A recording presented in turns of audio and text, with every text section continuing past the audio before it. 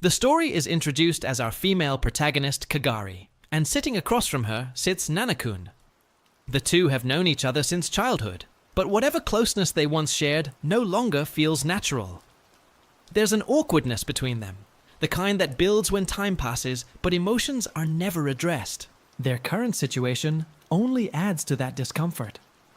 Nana-kun has been asked to look after Kagari because her parents are rarely home.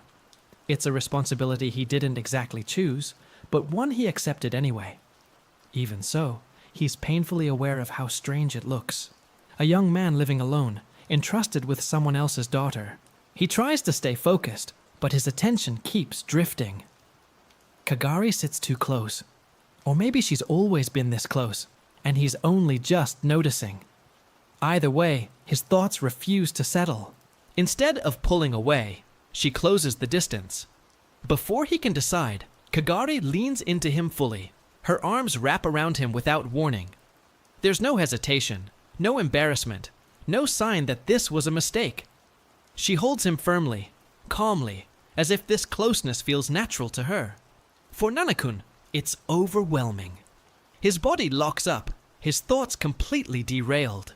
He has no idea how to respond to something this direct, especially from someone he thought was fragile and reserved. Kagari rests against him, her expression soft but resolved. When she speaks his name, it's quiet, steady, and unmistakably sincere. And in that moment, the balance between them shifts. The girl who seemed harmless takes control, and Nana-kun realizes that this is only the beginning. She quietly admits that her mind was elsewhere during class, and the reason is obvious. Sitting directly across from him makes it hard for her to concentrate. Every time she looks up, she sees him. Every time she tries to read, her thoughts wander back to his presence. The closeness distracts her far more than the homework itself. That confession catches Nana-kun completely off guard. He wasn't expecting honesty, especially not something so direct. His reaction is immediate confusion mixed with panic, his face flushing as he struggles to process what she's implying. Kagari watches him carefully, her expression softening. There's a hint of embarrassment now, but no regret. She calmly reassures him, brushing it off as something minor, insisting that it's fine and that she can handle it. Still, the tension lingers. Nana-kun downplays it, insisting that it's nothing special. But Kagari doesn't agree. To her, those memories still matter. The conversation shifts again when Nana-kun realizes just how close she's gotten without him noticing. Sitting across from her now feels different than before. The space between them feels smaller, heavier, and impossible to ignore. She moves again, closing the gap even more, leaving no doubt that this closeness is intentional.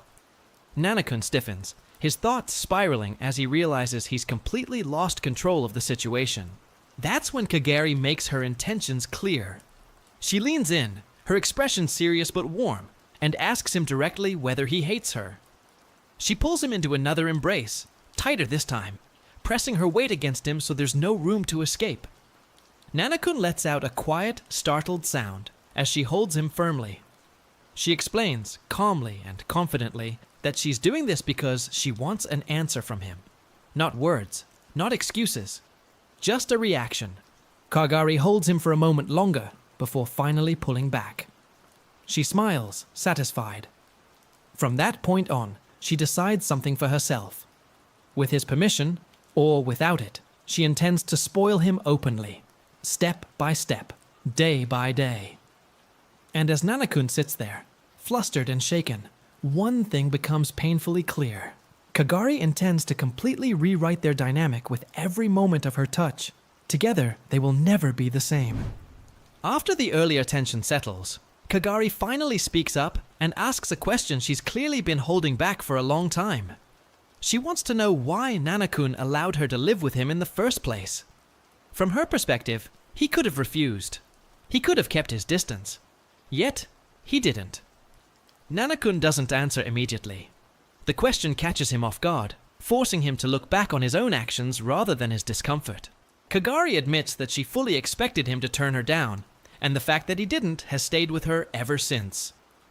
Kagari wasn't doing well emotionally. Even when good things happened, she felt empty. She went through her days without energy or motivation, quietly sinking into herself without anyone really noticing. That changed the moment Nana-kun reached out to her. From Nana-kun's point of view, he notices the change too.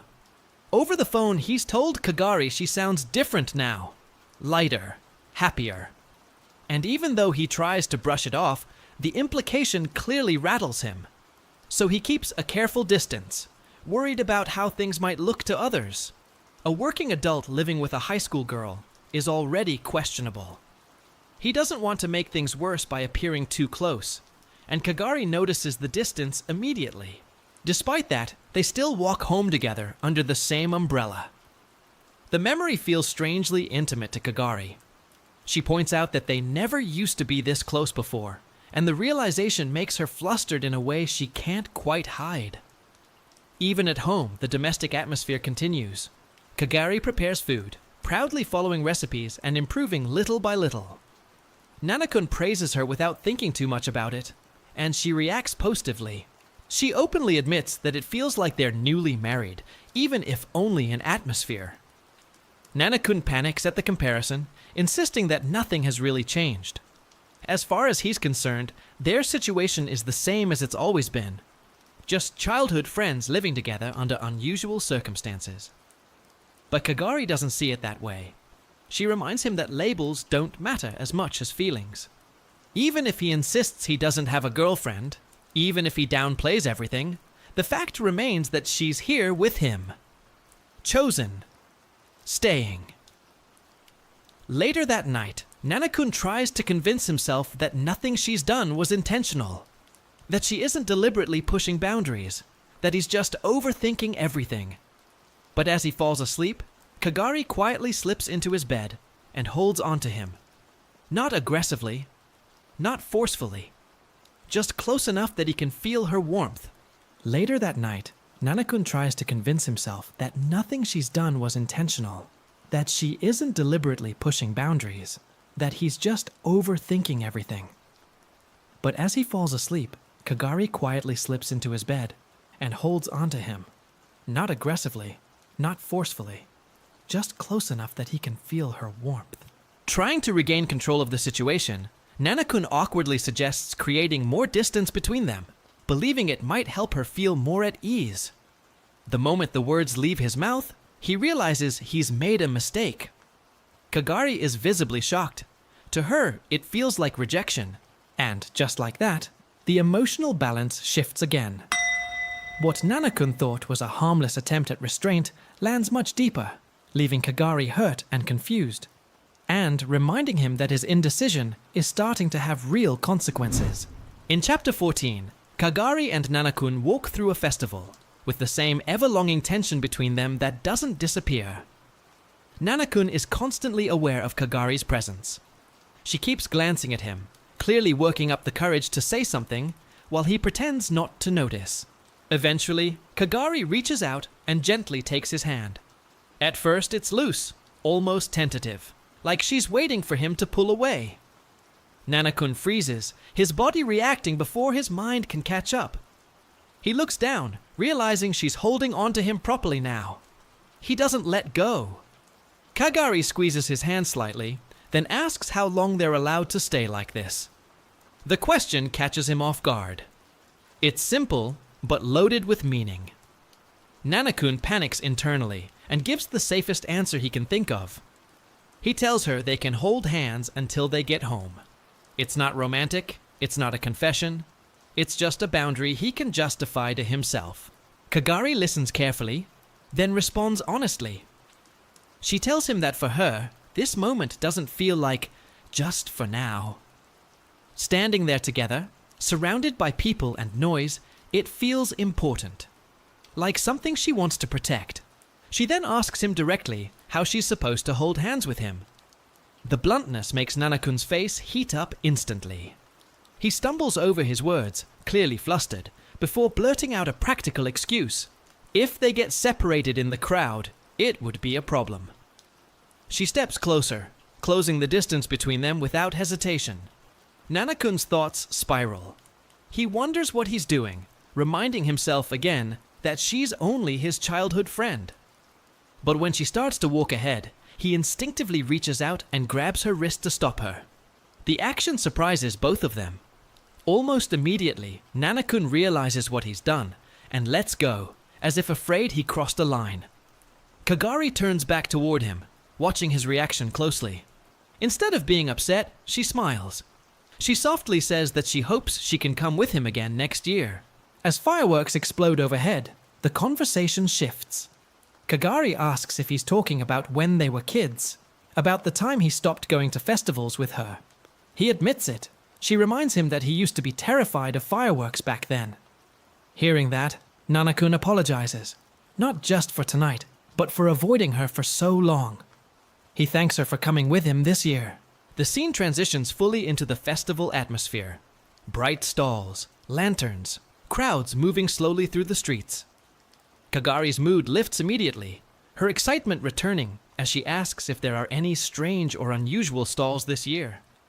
Nana-kun thinks for a moment and mentions one from years ago that sold short, stubby cucumbers. Kagari latches onto the idea instantly, joking about how silly it would look to walk around holding one.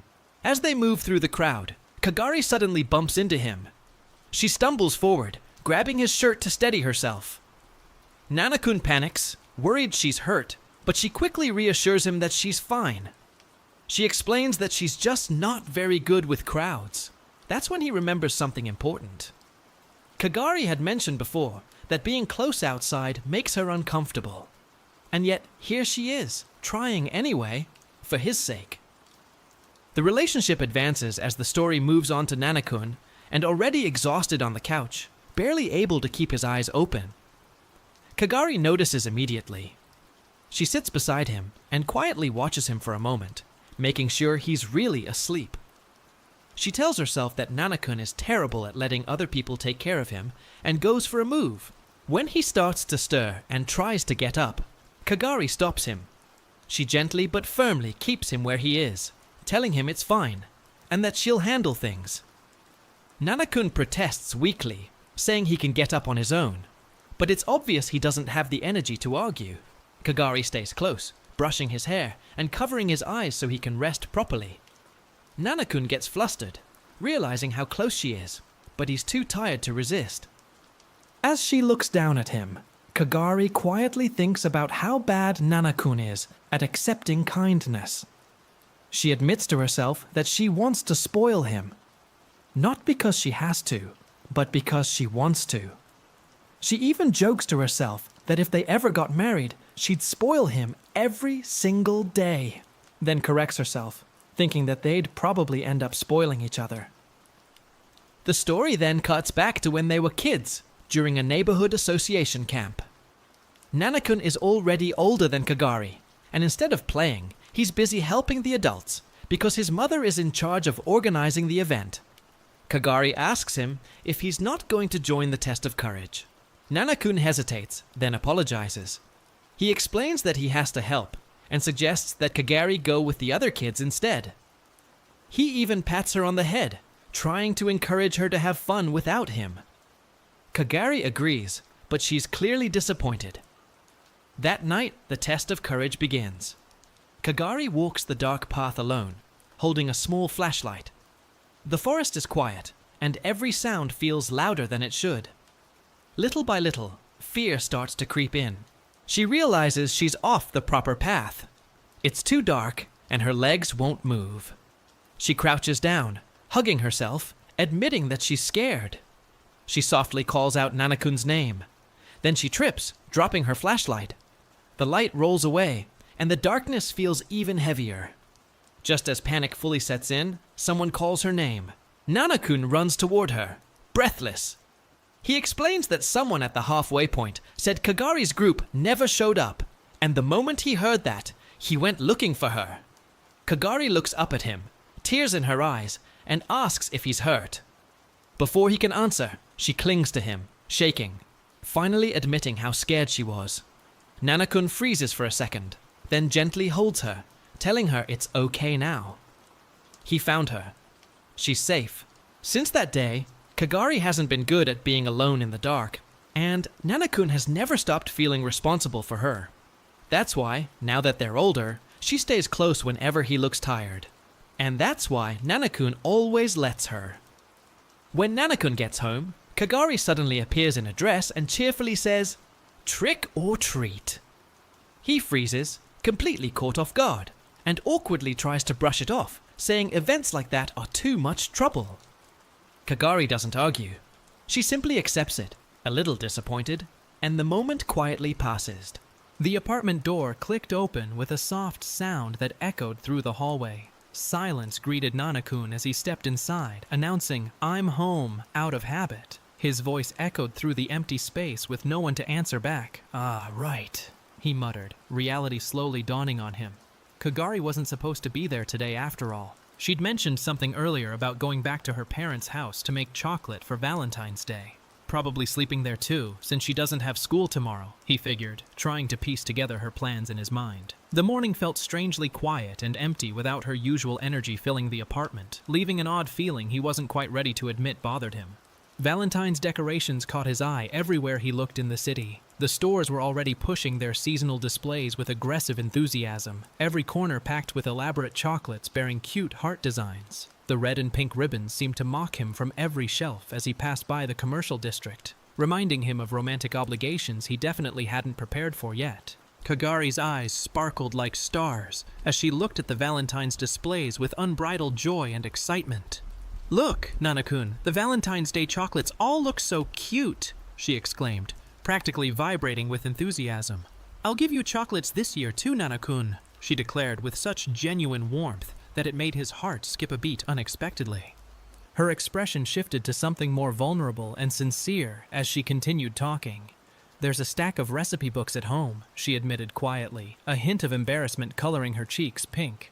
"But I've gotten better just to make them for you, Nanakun." The confession hung in the air between them, heavy with unspoken feelings and months of secret dedication to perfecting her craft. Nanakun stood completely frozen in place, stunned by her words as they slowly sank into his consciousness. His face went blank as the full implications crashed over him like a tidal wave. All those hours of practice, all those failed attempts she must have endured in private, everything had been for him and him alone. The thought left him absolutely speechless and overwhelmed. The photo incident erupted suddenly, shattering the tender moment they'd been sharing.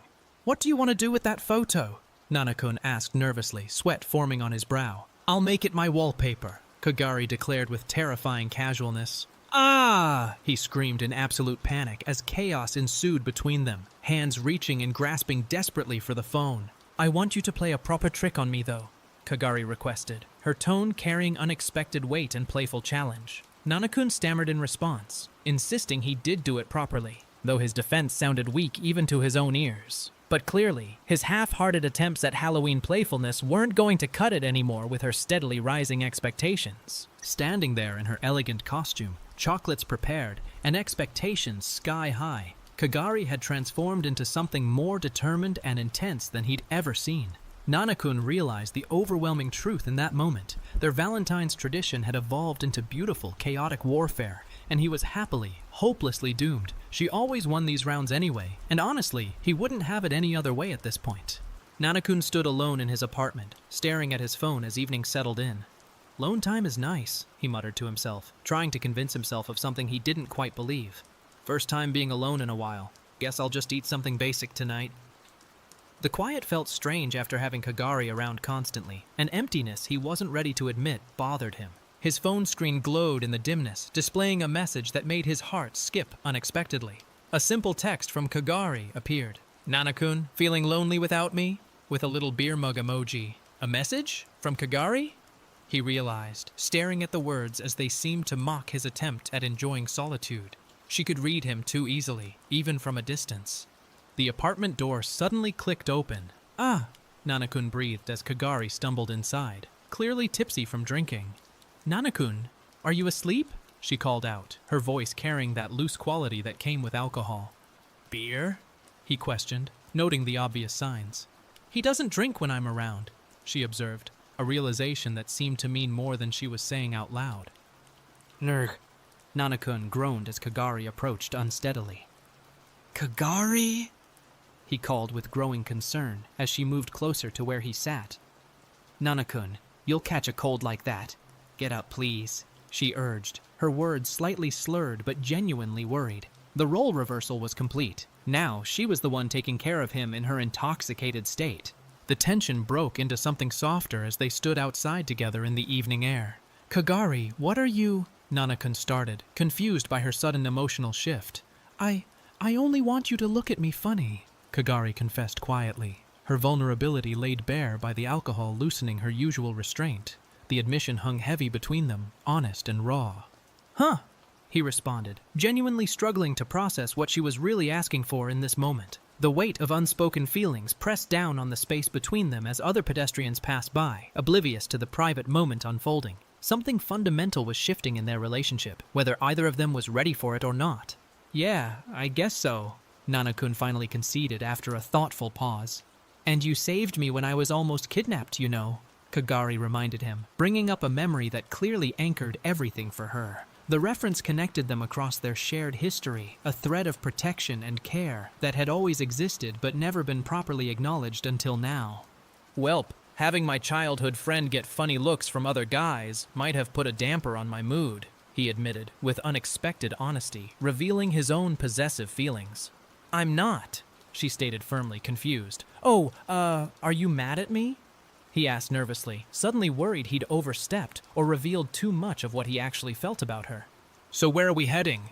Kagari asked, trying to lighten the heavy atmosphere between them. It's not something you should apologize for, Nanakun assured her gently. Ugh, I'm sorry, she offered uncertainly. The conversation felt fragmented, both of them dancing around bigger truths. Neither was quite brave enough to voice completely in the open street. They arrived at what appeared to be an information desk or public meeting spot. The information desk is just around the corner, Nanakun explained, taking charge of navigation.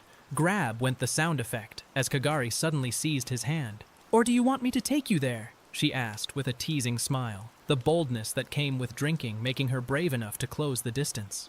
Excuse me, I'd like to ask for directions, Kagari said politely to someone nearby.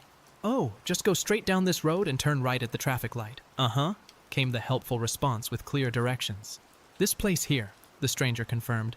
Even though there's a lot of people around, Kagari wondered aloud, still processing their location. Sure. Where do you want to go? The person asked, trying to be helpful. It's a bit hard to get my head around it, so can you come with me? Kagari requested sweetly. Huh? Reach, went the sound as she reached for Nanakun's hand again, determined to keep physical contact between them as they navigated the crowded evening streets together. Something happened? Nanakun asked with concern when he noticed Kagari's distant expression. Nanakun, let's spend today together, she suggested, her voice carrying an urgency that hadn't been there before. No reason, she added when he gave her a questioning look. Thanks, but why are you looking away? He pressed, sensing something deeper beneath the surface. Her expression shifted to something more vulnerable and honest. I also felt lonely without you, Nanakun, Kagari finally confessed, the words tumbling out with raw sincerity. The admission changed everything between them, stripping away the pretense they'd both been maintaining. She wasn't just missing him casually. She felt his absence like a physical ache, just as he had felt hers. I guess you're right. Yep, you're right, Nanakun agreed, his voice soft with understanding and something that might have been relief. Flushed, read the small text as embarrassment colored both their faces. Huh? We live together. What are you feeling lonely about? He finally asked, genuinely confused by the intensity of her reaction when they literally shared living space. Well, you didn't reply, so I thought you really were lonely, Kagari explained with a slightly smug expression, revealing her strategic thinking. Haha, she laughed at his expression. Didn't you say you weren't coming? Why? He demanded, caught between annoyance and happiness. Their banter continued, as she clearly enjoyed having surprised him completely with her unexpected appearance. Just kid, she started to say, ready to brush it off as nothing serious. Plop! Went the sound as she suddenly sat down heavily on a bench beside him. The exhaustion and emotion of the evening finally catching up to her as the alcohol continued working through her system, making everything feel more intense and immediate than usual. Kagari reached out and grabbed Nanakun's collar, pulling him close with sudden intensity, born from liquid courage. Kagari, he breathed, caught completely off guard by her aggressive grip on his shirt. His heart pounded as confusion flooded his expression, neither of them quite sure what was happening or where this alcohol-fueled moment would lead them next in their evolving relationship. She pushed him firmly, creating necessary distance between them as they transitioned to the bathroom. Nanakun tried to maintain some boundaries, warning her not to come near him after finishing her bath if possible. "I smell nice, though," Kagari protested indignantly. "Huh? Don't say that yourself," he muttered back, completely exasperated by her shameless honesty. The kitchen filled with the rhythmic sounds of chopping as Kagari worked at the counter with surprising confidence. "Where's this coming from?" Nanakun wondered aloud, watching her handle the knife with practiced ease. "The prime candidate. Nanakun, you'll make a good husband," she teased. Bonk went his head against something in shock. "Kagari!" he yelped as the compliment hit harder than any physical blow could. Her face showed clear annoyance as she continued her work, the kind of expression that said she was irritated but determined. Annoyed practically radiated from her as she muttered to herself, "I hope you manage to nab a good husband elsewhere." The words hung in the air like a challenge, daring him to respond. Thwump! Went the sound of another ingredient hitting the cutting board with unnecessary force. The tension broke into something softer and more vulnerable, like someone who can make food from scratch rather than making it from a bag, Kagari said quietly, her voice carrying a weight of unspoken feelings. The implication was clear. She was talking about herself, about wanting to be good enough for him. The confession disguised as casual conversation revealed more than she probably intended in that moment. Morning light filtered through the window as Nanakun lay in bed, still groggy. "I can sleep a little longer," he mumbled, pulling the covers tighter around himself. "Today's an off day." The peaceful moment stretched out, his day of rest beckoning him back into comfortable unconsciousness. Chirp, chirp, went the birds outside, nature's alarm clock gently reminding him that the world continued regardless of his plans. His eyes snapped open as reality crashed down. Thud came the sound of his heart racing as something occurred to him. The tranquil morning shattered completely as panic set in, the kind of sudden awareness that makes your entire body jolt awake. Whatever peaceful rest he'd been enjoying vanished in an instant as understanding dawned with uncomfortable clarity. "Kagari!" he called out, his voice echoing through the empty apartment as he searched. "Ow!" came a soft response from somewhere nearby. "Bam!" went a door as he rushed to find her. "What's that sound?" he wondered with growing concern. The worry in his voice escalated with each passing second, fear creeping into what should have been a lazy morning. "That sounds good. Why don't you write something?" someone suggested, trying to be helpful and supportive. "It says, 'Please feel free to write what you want,'" they explained, pointing at what appeared to be a Tanzaku wish paper.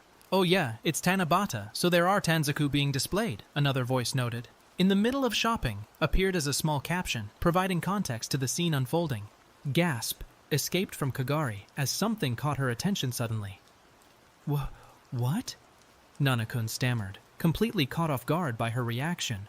Small text appeared reading, "Like wishing for yourself to become capable," offering a glimpse into someone's inner thoughts.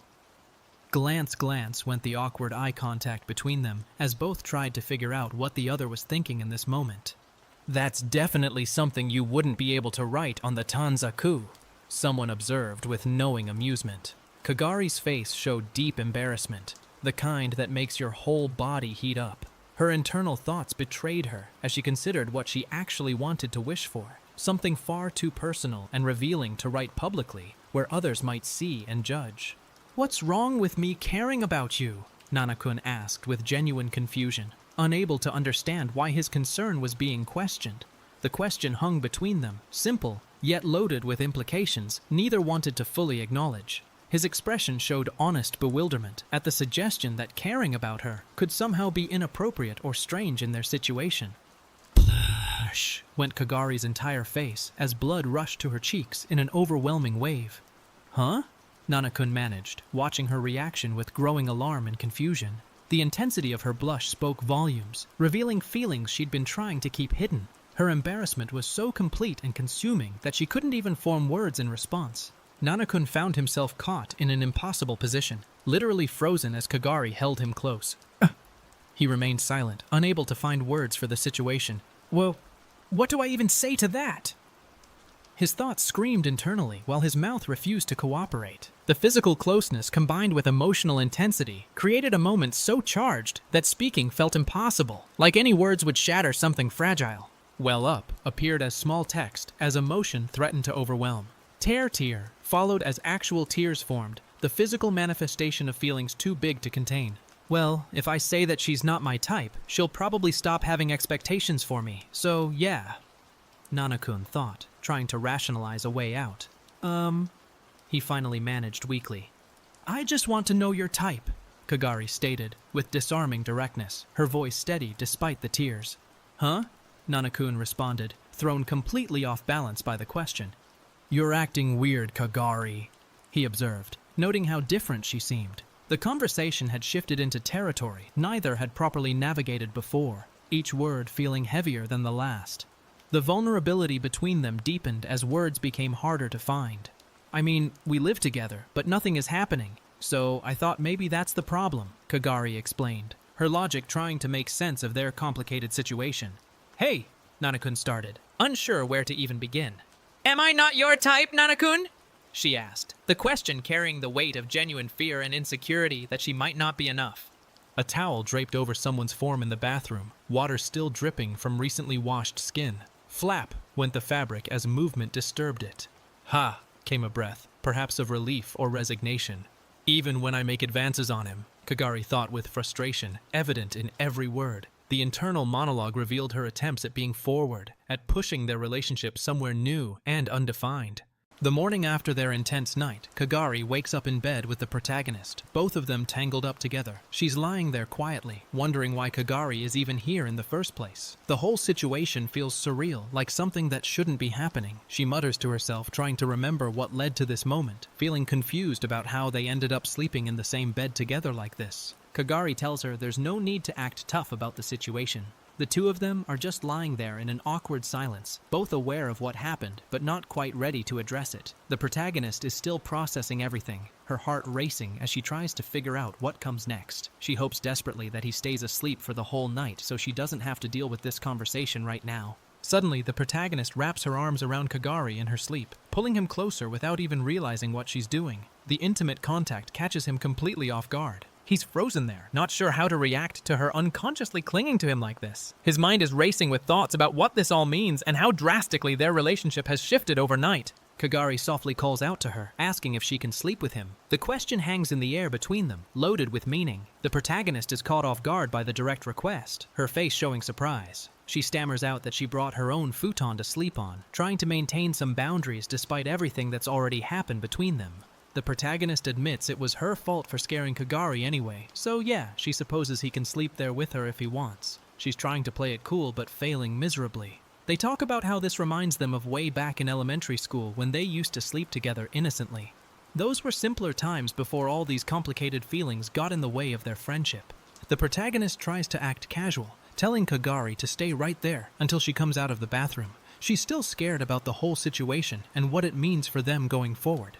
Kagari watches her leave, telling her to clear her mind and not overthink things. She responds that she's glad it was him, which makes both of them pause at the weight of that admission. A loud crashing noise like a bottle, or maybe even a ghost, startles them both. The protagonist freaks out completely, asking if Kagari heard that weird noise coming from the bathroom. Something must have fallen over in there. She's panicking, telling him he's got to put something on and come check it out with her because she's too scared to go alone. The protagonist tries to calm herself down, saying there's nothing to be scared of despite her obvious terror. But then she admits that what if it's not just a bottle that fell? Her imagination is running wild with possibilities. Kagari comes over to investigate, telling her to just calm down and they'll figure out what made that noise together. At the bottom of the page, Kagari softly calls out her name in a gentle tone. The way he says it makes her heart skip a beat. There's an intimacy to the moment that neither of them can ignore anymore. The tension between them is thick, and both know they're crossing a line they can't come back from. Kagari explains to her that when he says things like that to her, they're way more meaningful than she realizes. He's been trying so hard to hold back his feelings, but it's getting impossible. She looks at him with understanding finally dawning in her eyes. The protagonist realizes this isn't just some casual thing between them anymore. Kagari confesses that he loves her, calling her Nana-kun, with deep affection in his voice. The words hang between them, finally spoken out loud after being held back for so long. She questions him, asking how he's always trying to be fair with her. He responds by pointing out that she said the same thing before, bringing up their past conversations and promises. The protagonist thinks to herself that the friend she was with is cool and flashy, very different from her own personality. She's comparing herself to other people in Kagari's life. Someone comments that two girls staying out too late together is not a great idea, adding another layer of complication to their situation. The protagonist realizes people might misunderstand what's going on between them.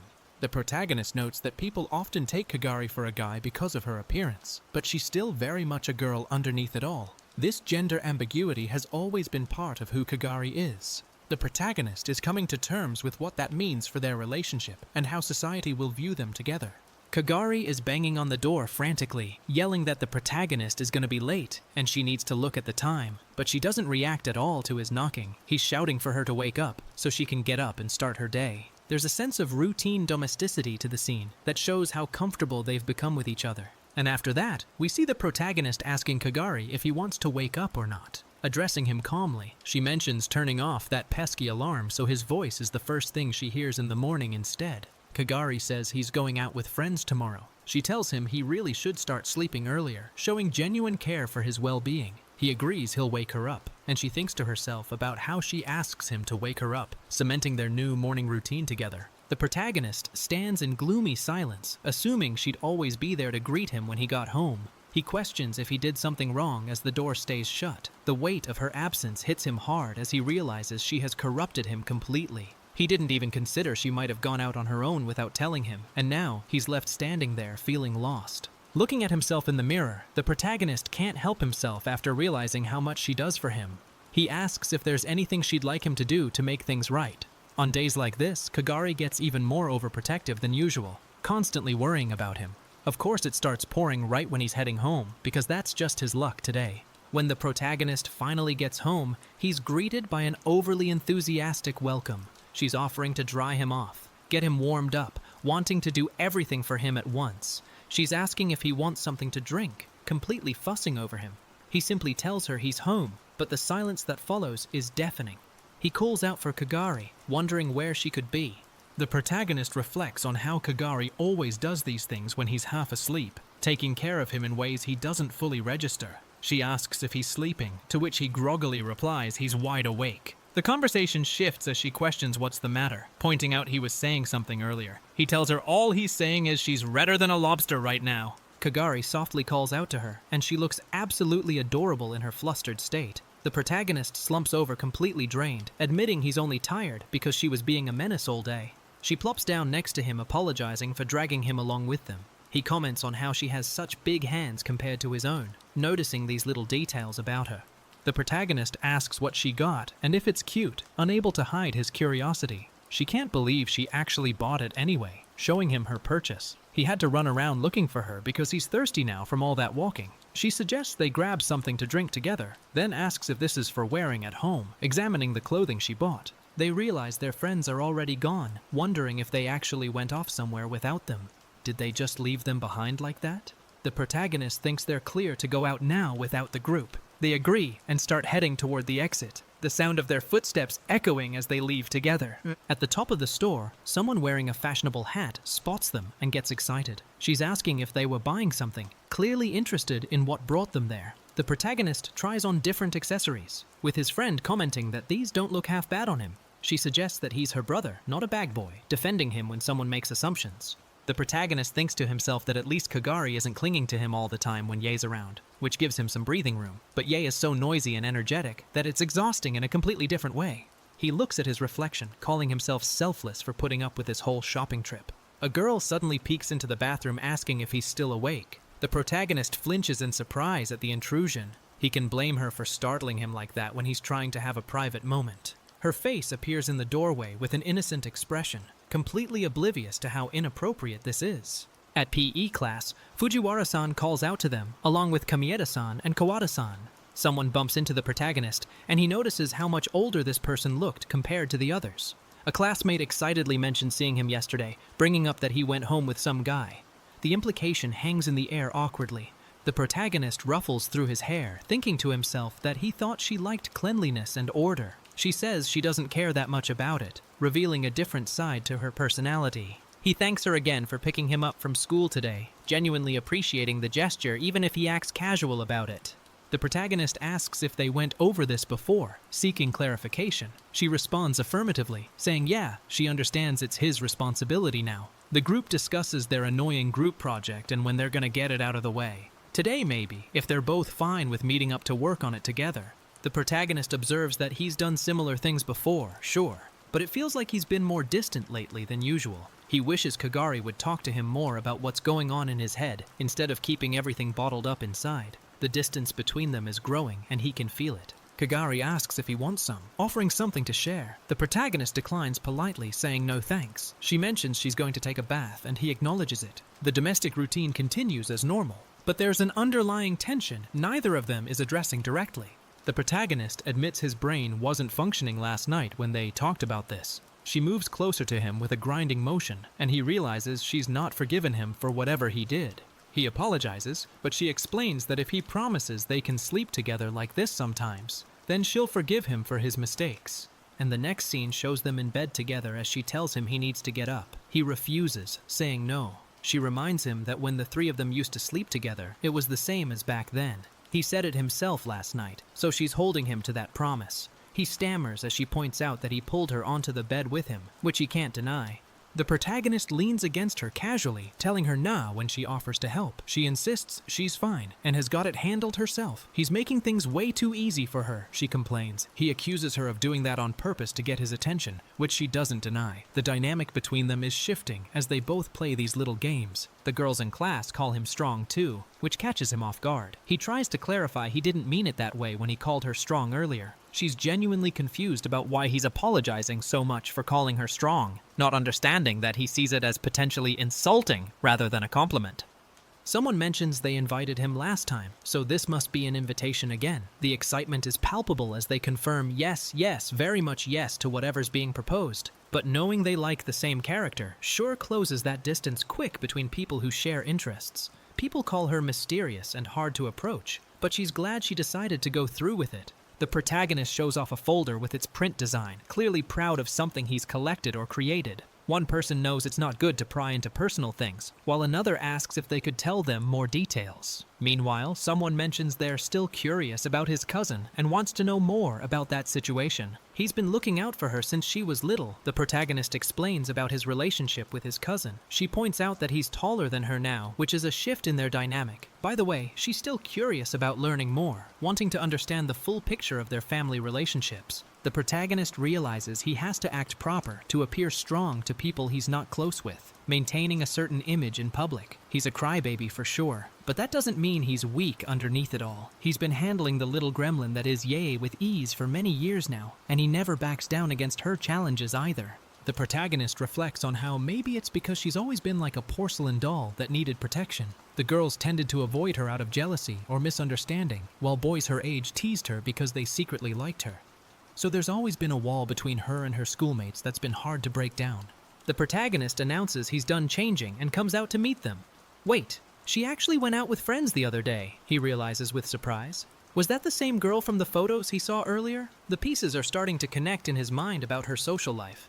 The living situation was the parents' idea originally, but if someone finds out he's living with a female friend who's in high school, he's done for socially. It was bound to happen eventually. He's only calm on the outside because he's prepared himself for the worst-case scenario. She seems calm about it too, which surprises him, given the potential consequences. It's not like he's ashamed of their arrangement, and he'd tell everyone if he could be honest about it. But they still believe he's her cousin, so there's no need to worry so much about maintaining that cover story. She reassures him they can keep up the act without much trouble. At the grocery store, they run into Aokiba, who mentions they've seen each other before. It must have been the other time when the protagonist was visiting. Kamieda introduces herself enthusiastically as someone who is very much not his cousin, making it clear right away. Hello, she's Terui, his actual cousin for real this time. Someone asks Kagari if he should get the groceries, while hinting they want to chat with the others privately. The protagonist picks up on the social cue immediately. Someone mentions that if people find out she's living with him, it won't end well for either of them. She promises that Nana-kun will be there any minute to help smooth things over. At the store, 3 people stand together looking at products. Kamieda-san and Aokiba-san greet Fujikawa-san, asking if she's out shopping too. The casual encounter feels natural, but there's an underlying tension as everyone navigates the social dynamics of running into each other unexpectedly.